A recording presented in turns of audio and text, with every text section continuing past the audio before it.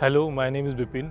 I am working with FEDINA since 3 years now. I am working as a communication coordinator, and in FEDINA since 2 years we are undergoing this process of organization development.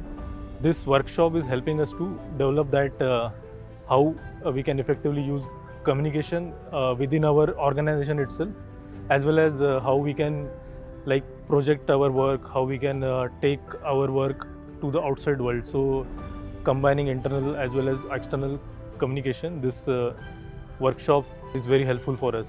In this workshop I liked how different activities were engaged with different staff members, because our staff members are from different background. Most of them are coming from the like worker community whom we are working with. Most of them were ex domestic workers, garment workers, sanitation workers. So to bring them all on the same platform, this workshop helped in a very important way.